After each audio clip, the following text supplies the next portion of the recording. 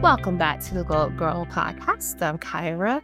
All right, I'm excited to welcome Pepper into the show. Welcome. Hi, Kyra. Thank you. And thank you so much for extending an invitation for me to be here. Yes, I love to read myself, so I definitely love to talk to people who create stories. I always think it's very interesting to learn about why do you do it and why do you write why you write what you write. And I think it's so important because books will always take us to a different place. It's like such a safe space for I love like I always can turn to a good book. Oh, I'm the exact same way. Well, I'm going to tell you, I love writing. And when I took this project on, I had no idea I was going to write true crime. I just happened to get a story that fell in that genre.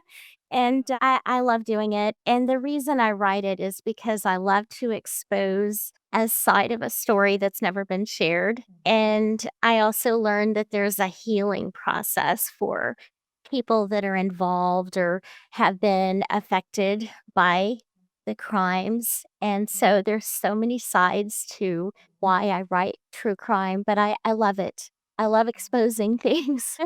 Awesome. So, Pepper, so you've given us a little bit about yourself, but can you tell the audience how long you've been writing and just anything you'd like to share about you as a person? Absolutely. Well, I have been writing for 14 years. My first project that I took on, it took me 12 years to write the story. The reason why the individuals that I exposed in a crime ring had hacked into my computer and deleted my work multiple Mm. times. Yeah. So when you're writing a book, it's not supposed to take that long. And if it does, it's not supposed to be for those reasons. But I've been writing for 14 years and I've moved on to other projects. And I'm constantly writing and researching and looking for my next story that I can tell down the line. And I'm just constantly in contact with people. I'm a people person, so I love being around others and Mhm. hearing their stories and just waiting for another opportunity. Yeah, I love that. Well, kudos to you for your courage and bravery to continue pushing forward on a story that you thought that should be shared with the world. Thank you. Thank you. I appreciate that. All right, so we're going to start with talking about the Notorious Texas Swindler. What was the, I guess, inspiration? Like, how did you come to that? And can you tell us a little bit about it? Absolutely. I am related to the individual that the story is about. And what brought me to it was my mother actually kind of spilled the beans and was sharing a little bit about our family history. So I was learning about family history that I and other family members didn't know about. And I started doing a little research. And like I said, it's about a family member who was involved in rustling cattle, which is stealing farm animals. And he got mixed up with the wrong people. And the more that I researched and dug, the more I realized this side of the story has never been exposed. The side where other individuals who were involved never answered for their crimes and they're still committing crimes today. So the detective side of me, the exciting side of me came out where I could expose it. So it's a story about a family member and I tell the ups and the downs and I expose him, but I expose everyone else involved. Yeah. And I tell them it's just to get the real story out. Yeah. Yeah. Well, we need people like you. And I know, it couldn't have been easy, but like I said, the courage and the bravery that you had to do the right thing, it always will trump like anything else. So, and thank you for sharing that with us. I'm sure it can't be easy to like have to talk about it. So, thank you so much for your transparency. Thank you. So you said you've been writing for 14 years. Have you always been a writer? What has the journey looked like for you to get to this place? I've always had an interest in writing, but I've never had the opportunity. And when the story presented itself to me, I took it and I ran with it. The journey has been a fun and exciting one. There have been moments where I've doubted myself, but then there have been moments where I have seen people who've been placed in my life and have been very supportive of me and have encouraged me. Friends, family, strangers, they would hear, what the story is about that I'm working on, and they would encourage me. They would say, "You've got to tell the story." So the journey has been a long one. It's been an amazing one. There have been times when I think, I don't know if I would do this again, but I'm at the end of it, of the first project, and I'm thinking, yes, I would go through it all again. It was worth it. It was a dream I wanted to fulfill, and Yeah. I've been fortunate enough to be able to do that. Yeah. Well, I think that's great. I mean, I think that's one thing you said that is so true to a lot of people who listen to or watch this show is that a lot of people have dreams that they want to fulfill. And it's like, what will we do to make those happen? And I think you are an example of, someone who had a dream and you push forward to make that dream real for you. Well, thank you. In all honesty, it was the people around me that helped Yeah. make it happen. We can believe in ourselves, but if we don't have people around us encouraging us or supporting us, it makes it a little more difficult. So true. So very true, Pepper. And that is like spot on because you definitely have to have a good support system. And if you don't, yeah, yeah. Because we as, individuals, like you can only push, so, like I know people are like, well, don't give up. You keep going, and I think we as individuals can push and push and push. But that support system, like you said, there could be a time where you're just like, you know what, hands up. I just can't. Like, I mean, I don't think I can do anymore. And then you get somebody that reminder that says, "No, like, what you're doing is great. Keep going. Keep pushing forward." So, yes, I definitely agree with you on that. You know what? I had so many I always mention these people because they were such a big inspiration to me. When I first took this project on, and I always stress this to people, if you're writing nonfiction, especially true crime, I always recommend getting a literary attorney, and I did. That was the Mhm. first person I had on board with me because I wanted to protect myself. Yeah. And my attorney, Gwen, has become a dear friend. And there were times she'd say, keep going. And then I had my editor on board. And John, he would say, keep going. We're going to redo this. You don't have the story. They've stole it. Let's keep, Yeah. you don't have your work. And then at the very end, I got my PA. So the people that I had in my corner, they were people who knew Yeah. the background of writing, they're professionals. And then I Yeah. had those who weren't, I just can't stress it enough. People Mm. really make a difference. They Yes. do. Yeah. Yeah. Yeah, no, I think that's an interesting segue into this next question. So you talking about the people, let's talk about the process of writing. I think sometimes people just think like, "Oh yeah, I have an idea, I write a book." But can you talk about like how many people are actually involved in this process of writing, publishing, and then marketing your book? Oh my gosh, let me tell you a story. Well, let's see. I can give you a number, but in all honesty, there's no set number of people. As I said, I found the story. I immediately got my literary attorney. Mhm. Then after I got her on board, I got my editor. And it's a process. I've talked to a lot of people and they've said, you have to interview individuals. Sometimes it's not a good fit. So it's a Mhm. process in finding those people. Then I started writing and working on the book. And then I thought, well, I want to try to publish my book traditionally. So I took that route. I attempted that route. I reached out to literary agents and they were amazing with me. A lot of them, if they decide not to take your project on, they don't respond. They don't have time because they receive so many Okay. queries. I had so many literary agents respond and say, "This is a great story. Keep going. It's not something I can do because it's regional." So I shifted directions and I continued to write. I continued researching. And in the end, I decided to self publish. And I got at the very end, about 2 years ago, once the first book was done, I got my PA, Laura, and she helped with the formatting and getting my book Mhm. where it was publisher ready, where we could print it and, Mhm. publish it. The marketing, did that Mhm. with the help of others, but I took that project on myself.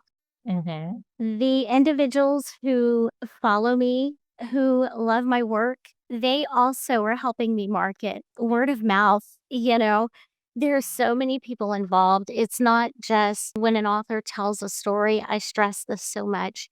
It takes more than an author to write a book because you have so many people involved in the Mhm. background and all around you. But the marketing, I took that on. I posted on social media and then I I went to library events, and then I had people reaching out to me asking me if I would attend their events, and the reason they knew me is because of, wonderful, generous hosts such as yourself on the podcast, and it's just word of mouth for marketing. There's so many people involved. Yeah, no, I like that because I think that a lot of times people believe that you have to spend enormous amounts of money to get your story out there, but yours was shared via community.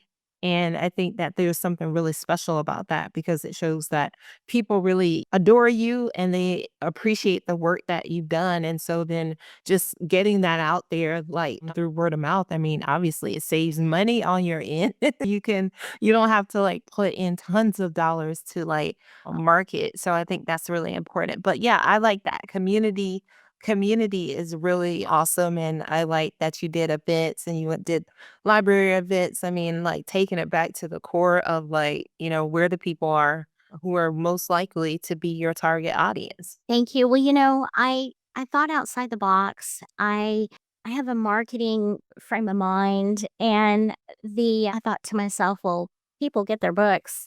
If they don't get them from bookstores, they get them from libraries. Mhm. And so I started reaching out to libraries across the US. And I had a lot of them say, because it's not traditionally published, we can't take it. But I had a lot of them say, yes, ma'am, we'll look into it. And my book is online. A lot of these libraries have taken my book and they've shared that online. And that's another form of marketing. So, yeah. You don't let the no's get in your way. You battle them, you fight them, and you just keep going. So, yeah, it's persistence. Yes, and I'm glad you said that because I think that's important because a lot of times you're gonna get a lot of no's before you get a yes. But isn't it fantastic when you get the yes? So I love that. Thank you. All right, so we know you love true crime, and that is your sweet spot. It's where you love to be. But would you ever or have you ever considered writing in a different genre? Yes, absolutely.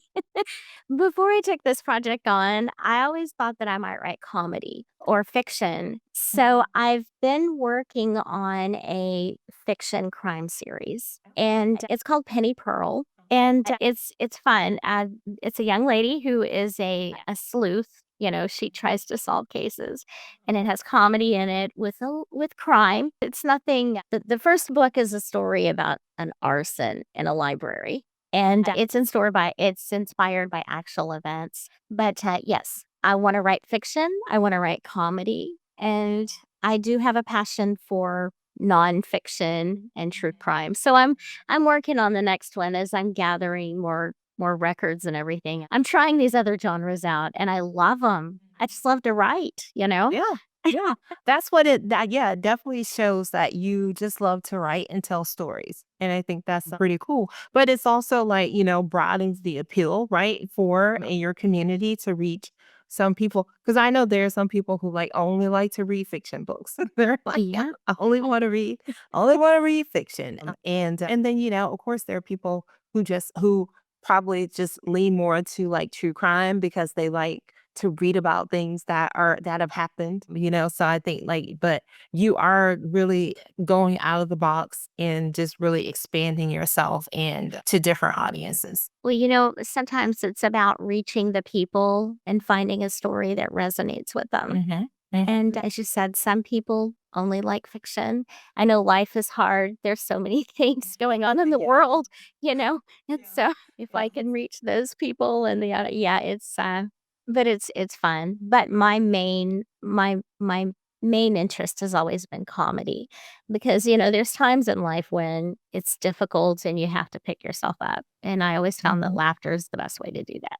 I couldn't agree more. I definitely love to laugh, and whenever I can find something that makes me laugh is always, yep, that's what I want. Awesome. All right, so tell us about Echoes of the Dead, which is by the indie authors advocate. Tell us about that. Okay.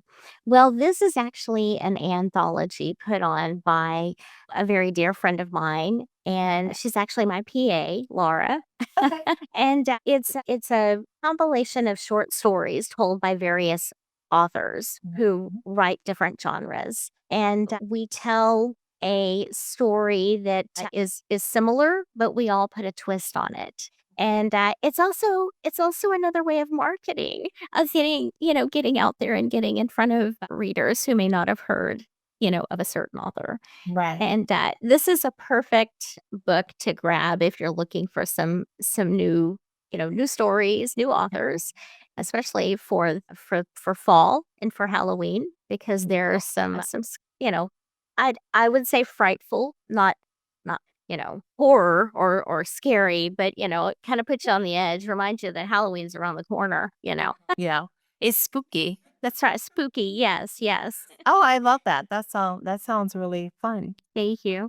Okay, so where can people find that series? Where can they find that grouping? And then also, where can people find your books? Okay. Well, you can get the Echoes book. You can get that online, generally Amazon, and you can and I'm not sure. I know that you can get an ebook version, Mm. and I believe you can get a paperback copy of it. I believe it is out. You'll have to. I want to say it came out to yeah today October 5th. So yeah, today it was released. Oh, awesome. Yeah. Congratulations. Thank you, thank you. Yeah, so you can get that online anywhere. You just type in the title. My book, The Notorious Texas Swindler, or any of my work that you're interested in, you can go to my website, and I have all of my socials there. On my website, you can get signed copies of my books, or you can get a copy at Amazon, Barnes and Noble, anywhere. And check the libraries. Please check the libraries.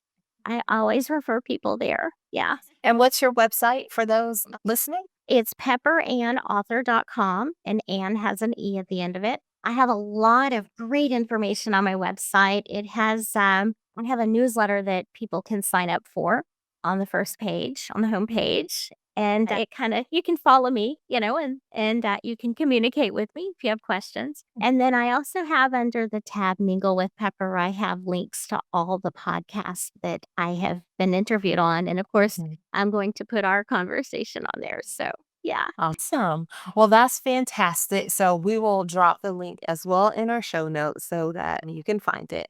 So, Pepper Ann, as we've been talking today, what would you want? A couple of things. I'm going to ask you two questions. Sorry. I want to ask you, what would you want people to take away from your journey? And then I'd like for you to give some advice to anyone who was a new writer. What I want people to take away from my journey is to not give up. It took me a little while to have the confidence in myself that I needed. I wanted to tell a story, but it wasn't until the second time my work was deleted and I said, "This is my story. I'm not letting it go." So, if you have a passion for something, a dream, and you're on the fence about it, just go for it. You don't know what the outcome's going to be, but you deserve to see the full results of it. So don't give up on yourself. And I'm sorry, what was the other question? I apologize. Oh, no, no, no, no worries. What advice would you give to someone who is a new writer? Well, I would say make sure that you have professionals around you. Um, I always recommend an editor. A lot of people get beta readers. Whatever you prefer to do, make sure you have those professionals in your corner. And don't share your work with other individuals. Always keep it close to you because you don't want to lose your creativity. You want your work to be in the story because once you start sharing it with others, you get other opinions and it's not your work anymore. Yeah, everybody's got an opinion. That's right. That's right. So protect your, yeah. Yes. No, I think that is a very, very solid and valid advice. All right. So, Pepper Ann, we are going to transition into three things with Pepper Ann. I'm going to ask you three more questions that just helps our audience get to know you a little bit better. So, the first one is a two-parter, and it's one of my favorite questions to ask. How do you start and end the day? Oh, this is a fun question. This is fun. Okay, so my home is full of laughter and love. I'm very fortunate. I have an amazing family. It's probably a little on the crazy side, but when I get up in the morning, I start the day with coffee. You got to have it. You want to make sure you're right there and attentive. So I always start my day with coffee. And then I I take off and go throughout my home and see my loved ones and make calls and reach out to everyone, and I start my day. That's the way I always do it. I've always done that, and it's just important to me. Yeah. I always end my day, no matter good or bad, what's going on in the world. I end it with a conversation with God. I thank Him for letting me have another day. It's so important, you Yeah, know? for sure. Yeah, yeah. Yep, yep, I love that. Thank Um, you. Second question is, what's a goal or intention that you set at, whether it's for the year, if you're a quarterly setter, and what is the goal and how is that going for you, if you don't mind sharing? I don't mind sharing it all. Actually, my goal is to have my next crime fiction series, my first book out by the end of the year. It was supposed to be out in the summer and it didn't happen. So that is my goal right now is to get another project out there for people to read. Yes. It's been trying, but it's happening. It's going to happen. I That don't is yes. The brand's like, nope, it's happening, y'all. That's right. Yes, I appreciate that. And well, another thing that from just talking to you, I appreciate that you give yourself grace, right? You're like, it was gonna be out in July. And I like that you didn't like go into like, but then this happened. That no, you give yourself that grace and you are like, but it's gonna be out before the end of the year. That's right. And, my editor and my PA both are like, "Okay, where are we at on this? We are right where we need to be." And That's right. We're in God's. Okay. So that's when it's gonna release, but it's gonna be before the end of the year. and that is part of the reason why I talk to him every night before I go to bed. Let's not forget, we've gotta get this out. Yes, I know. I mean, yeah, I always chuckle at some of the conversations I have with God, and I'm like, I mean, I'm just saying, like for real, like, are we doing this, like, or not? See if he gets a lot of laughs out of us. I'm sure he does. Yes. I mean, and I tell people that all the time, like, well, God made me, He gave me this personality. So I can't go before Him and then like try to talk in a way that like isn't like really what He hears in my mind. Like He hears my thoughts and He knows that I thought it funny. So then it's gonna come off the same way. It's like I'm not hiding from Him. So I'm just being honest with. So You've heard that saying, "Everyone's thinking it, but I'm the one that says it." I'm yes. the one that's gonna say it. Okay, what are we doing? Exactly. All right. And the third question is, where are you currently finding inspiration? Oh my gosh, I get inspiration from all the people in my life. I really do. Like I said, there were times that I tried to walk away from the first project and I didn't. My family were targets to the individuals that I exposed in the book. And you would think that they would have said, stop, we need to stop. But they didn't. And they kept inspiring me. So, friends, family, Yeah. people that love to read my work, I get emails from people constantly saying, when's your next one coming out? Oh, I get my inspiration from people and all the stuff worked. Yeah. yeah. I love that. Yes. It is very like evident speaking to you that you definitely are a people person and that people love you. And it's like, it's really awesome to see, especially in a time of such that we live in. But it's so awesome to like see like you give people energy and they give it back to you. Thank you. Thank you. That's a wonderful compliment and I appreciate that. Thank you so much. Of course. All right, Pepper Ann. Well, it has been fantastic speaking with you today. And I'm going to ask you one more question before I let you go. What are three things that you would like for the audience to take away from our conversation today? The first one would be always give yourself grace because in life we have so many obstacles that we can't beat ourselves up. Life already does that enough. Give yourself plenty of grace. Then I really go back to just have faith in yourself and your dreams. If there's something you want to do, just go full force. And it may not always happen at once. Like you said, everything is in God's timing, and it is. So be patient with yourself. Allow yourself the chance to learn what you're supposed to learn because life's a journey. And yeah. Yeah, for sure. You got that right. Awesome. All right. Well, thank you so much, Pepper Ann. It was so great chatting with you. I'm very excited for you and I can't wait to like Please let us know when the book comes out, your next piece of work. I do also have a newsletter that I send out to my community, and then I would love to feature you in an upcoming newsletter and like share, where people can find your books. Well, I appreciate that. I would love to come back and visit with you more, and I would love to be featured in your newsletter. So, yes, and I will send you a copy of my book, Penny Pearl, Yeah, if you're interested. Yeah. I would love that. Yes, I'm always looking for a good read.